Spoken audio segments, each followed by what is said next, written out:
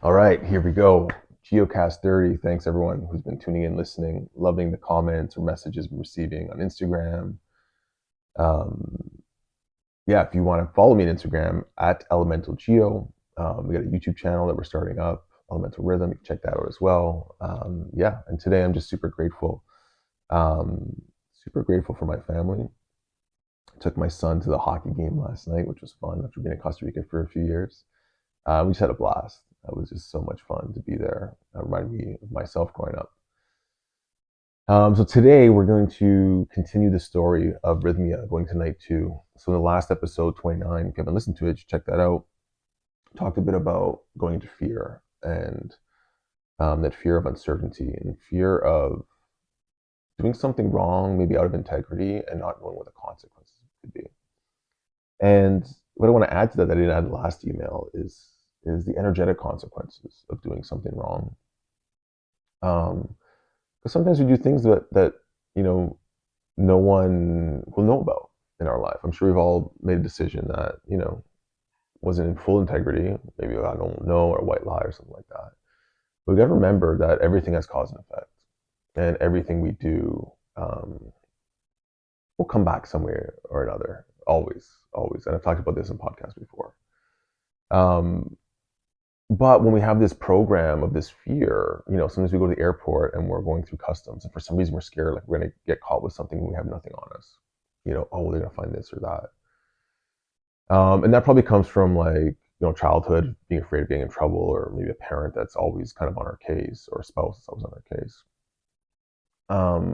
But what are we attracting when we're in that fear all the time? If we're always thinking about what could go wrong and what we're going to attract, what's that energy you're bringing in? And this is why it's super important, when we're manifesting and creating, it's the program we're putting out there into the world, and our beliefs is really what helps to create a reality. And so we really have to be cautious and be aware of like, hey, does my mind always keep going into this direction? Because there's a solution for every problem. And that belief that, I am bad, or I am not good, or I've done something wrong, that's still stemming in our subconscious, that fear trying to protect us of not doing anything wrong. So it's important we try to shift that. How do we do that? Maybe daily practice with breath work, maybe focusing on where that root comes from, and letting ourselves know, like, hey, like, I can choose to step into integrity. I can choose to do everything right. I can choose to um, do things in a way that I have nothing to fear. And that's kind of what that lesson was kind of teaching me, is like, hey, like, you're doing things right now. In your past, you may have not done everything always in the best way possible, and left yourself open to fear of, you know, getting caught, or maybe in school not doing your homework, or all these kind of things. Um, but now we can choose that, and it's important when you have these decisions that come up. You have this opportunity to choose. Like, what are you going to choose? Are you choosing something that may open you up for worry and fear, or are you going to do something the right way? And it doesn't mean not to take chances. It definitely doesn't mean that. It means to take calculated risks. Really to kind of feel in your heart, the direction you want to go, and make sure it's not coming from your mind, or not based on a fear program. So I brought that into night two, and night two I was like, okay, like the medicine told me, like, hey, this fear thing is a little more complex. It's not just like one memory. Your fears are built up over time. And obviously it's building this kind of framework. And I think the world is designed like that, to have things that are scary, because it pushes us to evolve. On so many different levels, on a personal level, on a macro level. We see things in the world are getting a bit crazy right now, and what's it really doing? You know, Maybe it's making people crazy, but I think ultimately it's pushing us to evolve. We got to swing so far one way so that we can break the pattern, or have momentum swing back the other way. Where we're like, okay, like, we need to shift this. And it's that uncomfortableness that usually will either make us or break us.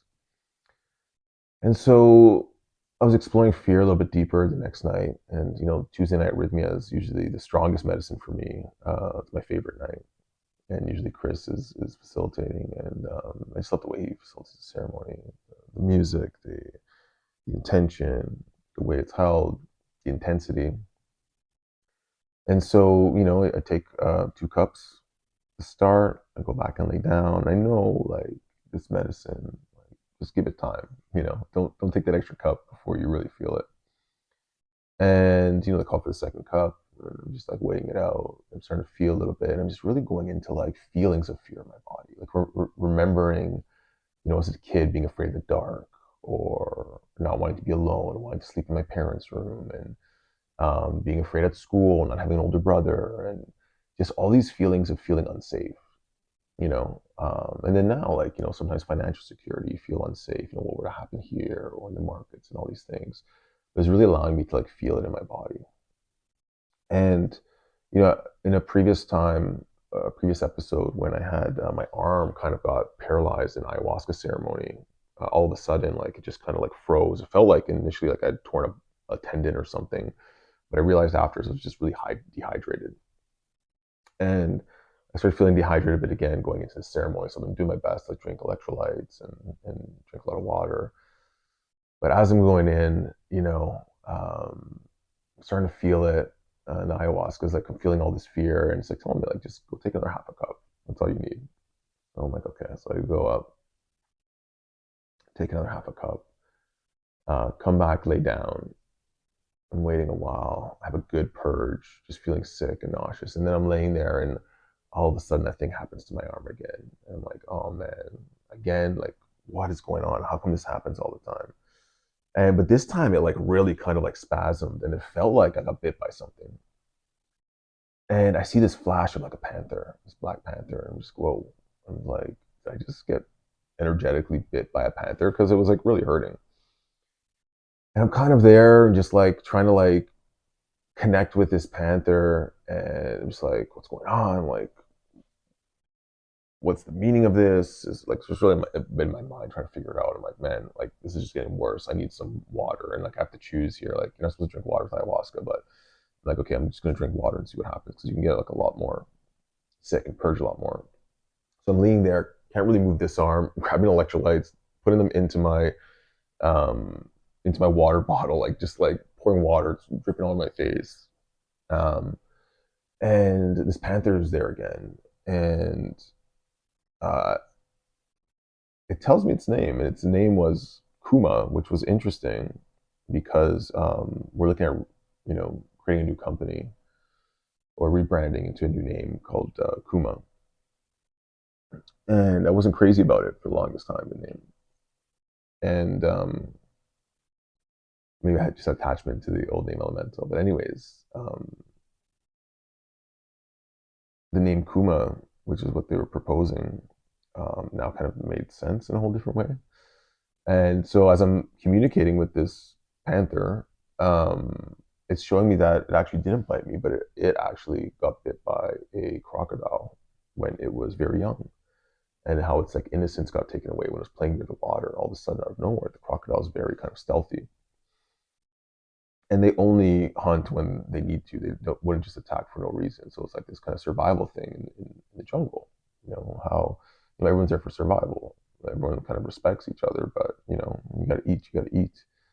Um, and the crocodile is also very like strong family values, just like the panther. So, anyways, gets bit, survives. And again in the last one, it kind of talked about when I had this, beer bottle smashed over my head at a club when I was younger, and it was going back to like when I was a kid, and when I kind of felt scared and unprotected for the first time. And it was kind of like this panther's life was mirroring my own life. And then as I kind of lay there just contemplating, it was showing me the first time the panther started to growl, and I felt this voice coming from within me that I'd never felt before. It was like wow, wow, wow, wow, like all these like panther noises, and I just started like losing myself in it, just rolling around and making these noises and growling and just playing like this baby panther that was just learning to speak for the first time, just like finding its voice and what that felt like, and it was incredible. And it was showing me how like after that happened, like there was a lot of fear in the panther, and just like me when there's a lot of fear, and I was just like like how do you really work with fear like that, like how do you feel safe in an unsafe world? How do you feel safe in an unsafe world? And this voice came to me, and it said, believe in us. And at first I didn't really understand what it meant, but as soon as I kind of like just tried to embody it, it was completely clear. Us meant the panther, the ayahuasca, me, but as an element of God. What it was really trying to tell me was to just believe in God and to have faith in this higher power. And it was saying that, you know, the best and the only way to really feel ultimately safe is this unrelenting faith in God. And it is not religious in any way. It can be if you believe in religion, but this higher power that's guiding you, that has your back, that um, is just there even in the hardest times. And you hear about these stories in the Bible, and you hear about all these people that have gone through these hardest things. It was that like unrelenting faith in God that kind of carried them through. And I was like, okay, like grew up religious, and I feel spiritual, but like, where is that connection to this higher source that needs to come back into my life? And the more I just focused on that and trusted that and looked back at all the hard times in my life and how I was able to get through, it was clear that um, the way to safety, to feeling safe, is to believe. And it's hard, it's hard to do that. And that's why it's important to have practice and to have faith and to witness the miracles that are around us all the time. Like just being alive, being able to have these experiences, being able to witness life, that's a miracle in itself. And I really felt this sense of ease and calm come over me, like, so this was like the next layer, it's like this fear of safety. And as I began to embody it, I just really just felt free. This panther was just having a blast and went to the healing circle, and I was just on fire, like fearless. And, some of the fears I had about, business and other things, they just melted away as like so unimportant, and just to trust, to be smart like a panther, to take calculated risks, but not to kind of like just give up or be in fear, because you're not going to survive in the jungle when you're living in fear. You have to live your life and accept that things may get hard or happen, but that's okay. And you're going to be able to work through it. And then it was showing into the symbols of the panther, which I knew some of them. I talked to the Taita on Thursday and asked, and there's a lot of symbolism in the panther. Like rebirth, courage, fearlessness.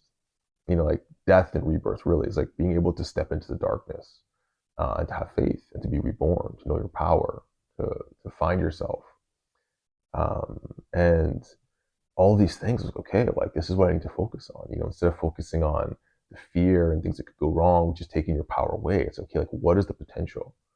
Because every situation in life, a lot of times fear will come, and what do?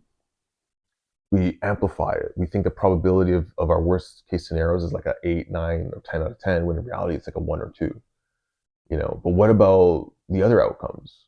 What about the other things? What are the probability of those? And what's the weight we give it in our beliefs? And that's where the shift needs to happen in most of us. It's like, okay, recognize when you feel afraid. Know that your internal systems, your brain, your subconscious is trying to just keep you safe. But your past experiences don't dictate the future.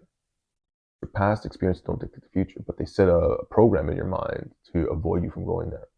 And how do we break through? We got to start leaning into it and seeing that, hey, it's not as bad or scary as I thought, or the outcome is not what I thought.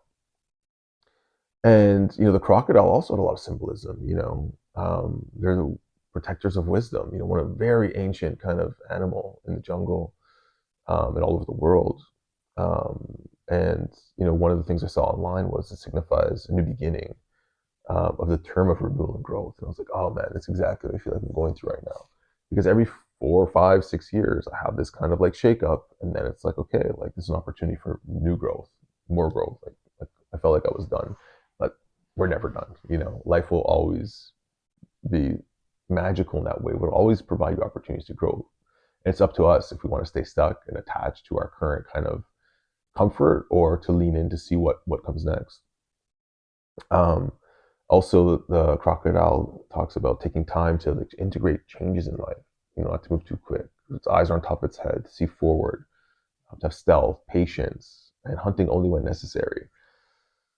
So, just having faith in all of this that's going on in my life, and hopefully, some symbolism or something you relate to. It's like, how can you build more faith in your life and trust in that higher power, um, that's guiding you at all times.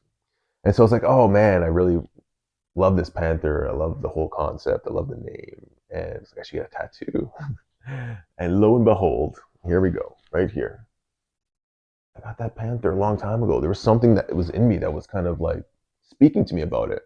So I don't know if it was a metaphor. I don't know if I was actually a panther in a past life, but I just felt this deep connection. So whether I was just being shown a story or a way to really connect or something that was um, meant to see, I really felt the shift in me on the second night around fear. And fear is not a fun intention to go in because your fear is going to come. It's going to feel uncomfortable. You're going to feel all these feelings. Um, and so that kind of started leading into the third night, which the story it's a little more interesting, where we go back into fear. But after the first 2 nights, it's like, wow, like I got so much out of it that I felt like, I'm good. I don't need any more. But again, if you choose courage, nature rewards courage. Nature rewards courage in the most incredible ways. Terence McKenna said it. Sometimes you got to allow yourself to dive into the abyss and just trust and have that really deep-seated, unrelenting faith in God or higher creator. If you enjoyed this, please feel free to share it, of course, or reach out. I'd love to hear. Maybe you have a perspective on it, or maybe something that you experience is similar. It's always amazing to hear from you guys. And yeah, I'll share more about in the next episode. So stay tuned. Peace.